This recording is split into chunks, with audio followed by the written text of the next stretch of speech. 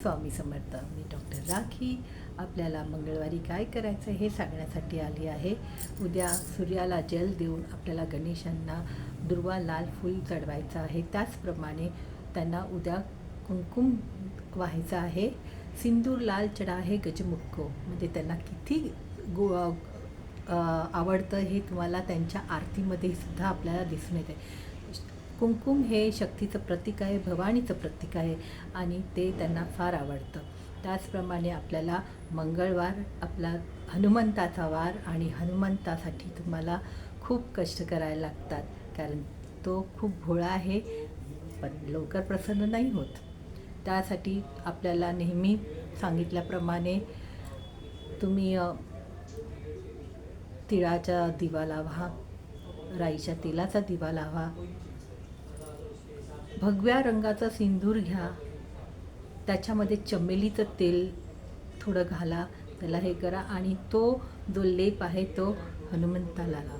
त्यांना फार आवडतं, परंतु हे पुरुषांनी करायचं आहे. स्त्रियांनी तेल आणि सिंदूर तिथे ठेवा, तर कुठलाही मनुष्य व्यक्ती येईल आणि तो तिथे हे करेल. तुम्ही तिथे लावू नका, फक्त ठेवा. त्याचप्रमाणे नारळ उद्या फोडा. मंगळाचं वर्ष आहे, तुम्हाला सुरुवातीपासून सांगते. तर तुम्ही आपला गुप्त दान आहे ते गुप्तदान तुम्हाला द्यायचं आहे, ते आहे माचीस. तर न विसरता तुम्हाला गुप्तदान माचीस करायचं आहे. तुम्हाला हनुमंताची हनुमान चालीसा वाचायची आहे, जे रोज वाचलीच पाहिजे.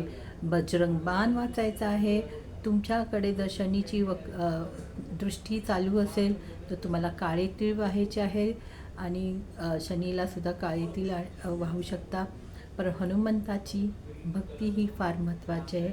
हनुमंताला आवडेल ते द्या, त्यांना उद्या लाडू द्या, लाडू फार आवडतात. अशा प्रकारे तुम्ही हनुमंतांची भक्ती करा. हनुमंत प्रसन्न झाला तर तुमचे सगळे कष्ट दूर होतील. नोकरी, धंदा, तुम्हाला असलेल्या अडचणी, आरोग्याच्या अडचणी सगळ्या दूर होण्यास मदत होईल.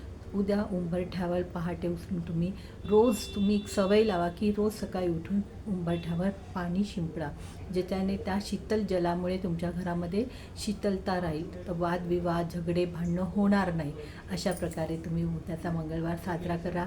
आंब्याचं तोरण लावा आणि आंब्याच्या पानाचं तोरण लावा, त्याच्यावर सिंदूर म्हणजे कुंकुम लावा, ज्याच्याने शुभता तुमच्या घरात येईल. तुळशीला हळदी कुंकू वाहा, जल द्या. अशा प्रकारे उद्याचा मंगळवार तुम्ही साजरा करा.